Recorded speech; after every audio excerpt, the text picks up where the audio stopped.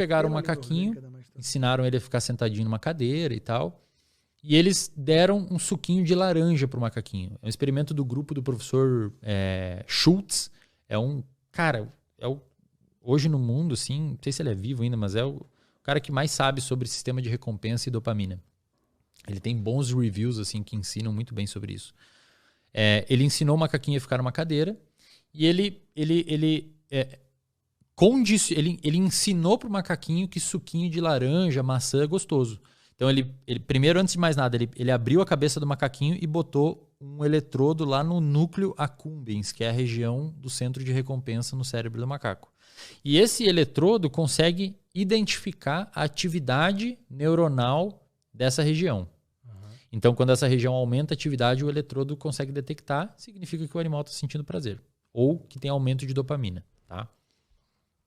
O que ele viu? Ele pegou o macaquinho, deu um suquinho de laranja, um suquinho de maçã, ele viu que explodiu a quantidade de dopamina no cérebro do animal. O animal sentiu prazer. A dopamina também é sobre prazer, mas mais sobre motivação, porque você consegue sentir prazer sem dopamina. Aí ele ensinou o macaquinho que sempre que acender uma luzinha no teto, ele vai receber o suquinho. E ficou registrando na cabeça do macaco quando que aumentava a dopamina na cabeça do macaquinho. Então, o que ele viu? Ele viu que quando o macaquinho enxergava que acendeu a luzinha no teto, a dopamina aumentava muito no cérebro dele. Quando ele bebia o suco, já não tinha mais dopamina. Entendi. Ou seja, quando o sinal do prazer chegou, a dopamina subiu. Quando ele sentiu o prazer e recebeu a recompensa, já não tinha tanta dopamina. É tipo o iFood. É tipo o iFood, é tipo aquela pessoa que tá assistindo um filme e vê alguém fumando no filme. Cara, quando você vê o gatilho, a sua dopamina explode. E a dopamina faz você pegar o cigarro e fumar. Quando você fuma o cigarro, talvez nem tenha tanta dopamina. Então a dopamina ela é sobre antecipar a recompensa, não sobre a recompensa em si. O que acontece, cara? A dopamina e o sistema dopaminérgico, de uma maneira geral, foi desenvolvida, à luz da nossa evolução, para viver num ambiente onde não tem tanto sinal dopaminérgico, onde não tem tanta disponibilidade de situações hiperdopaminérgicas como hoje. Que fica te estimulando o tempo inteiro. Exato. Então a dopamina, quando você abre um livro de neurociência clássico, você vai ver que o que eles usam para explicar a motivação? Comportamento de beber água, comportamento de comer, de se alimentar e sexo. Por quê? Porque a dopamina funcionou para isso durante a nossa evolução. A gente acordava de manhã nas cavernas lá e tinha que ficar motivado e preocupado com o que ia comer, se tinha água para beber ou se ia cuidar da prole, etc. Faz sentido. Hoje, a gente não precisa se preocupar mais com isso.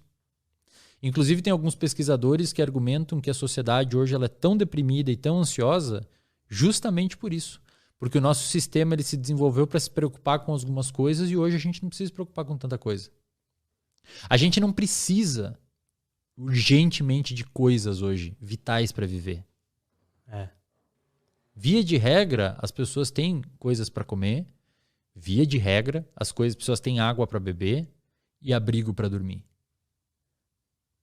E o sistema dopaminérgico ele foi desenvolvido para você viver num ambiente onde você sempre precisa estar engajado buscando alguma coisa. E hoje, muitas vezes, a gente está em casa no sofá, tem comida na geladeira, tem água ali, os seus pais te ajudam, etc. E você fica, e aí, o que eu faço agora? O que eu faço? Aí o seu sistema de dopaminérgico muitas vezes te joga para quê? Pornô em excesso, videogame, drogas. Por quê? Porque essas coisas, elas jogam muito dopamina pra jogam você, muita né? dopamina. São comportamentos hiperdopaminérgicos. Muito. Os jogos de videogame, por exemplo, são desenvolvidos para liberar muita dopamina. O sexo, a pornografia, naturalmente libera muita dopamina. Aí o que eu comecei a estudar, cara? Eu comecei a perceber que, na realidade, quando a gente fala, por exemplo, de um comportamento adicto, de uma pessoa viciada, uma pessoa dependente química, ela é uma pessoa, se você pegar um estudo de ressonância magnética funcional ou PET scan e olhar o cérebro de um usuário de cocaína enquanto você injeta cocaína nele, você vai ver que a ligação da dopamina com o receptor de dopamina é mais baixa que o cérebro de uma pessoa saudável.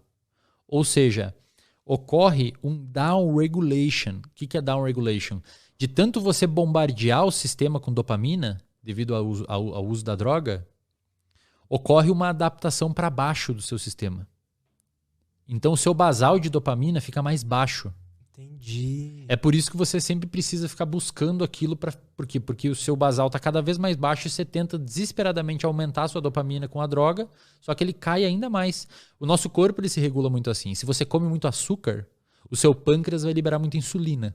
E conforme você vai liberando bombas e bombas de insulina, a sua célula começa a criar uma situação chamada de resistência à ação da insulina.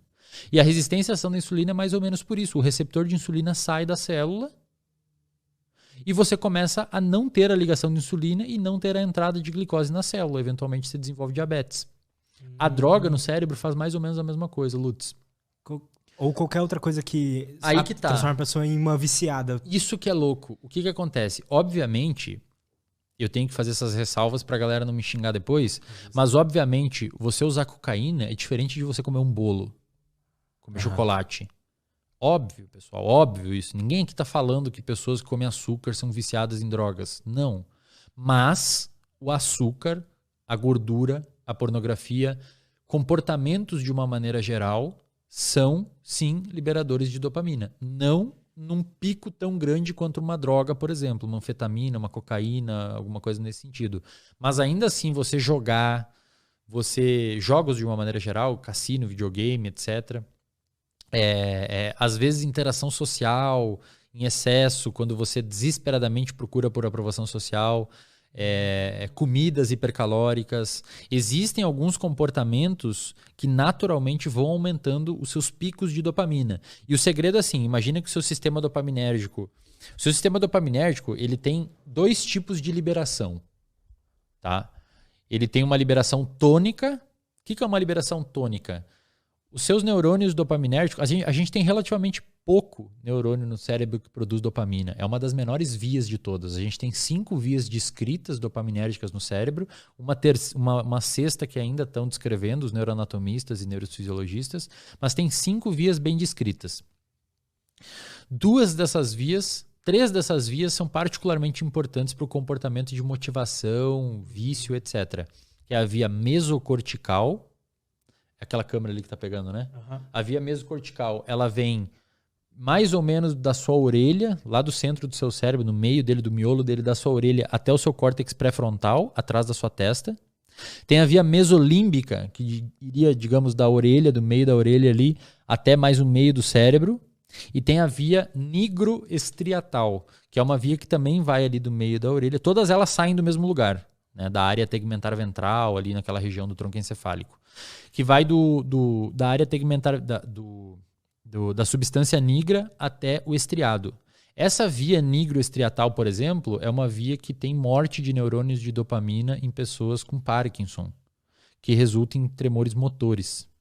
Ou seja, a dopamina, além de te dar motivação subjetiva de querer, tipo, agora eu tô com sede, porque eu almocei há pouco, etc. Eu tô com sede. Então a dopamina me leva a sentir a vontade de tomar essa água e ela também permite o meu movimento físico para pegar, porque motivação e movimento tem muito a ver as duas coisas. Você geralmente quando está motivado por alguma coisa envolve um movimento físico. E isso tudo que faz a dopamina. E a gente tem relativamente poucos neurônios dopaminérgicos no cérebro. As outras vias são muito maiores. E ainda assim, olha o tanto que ela faz, cara. O poder que tem. É muito foda.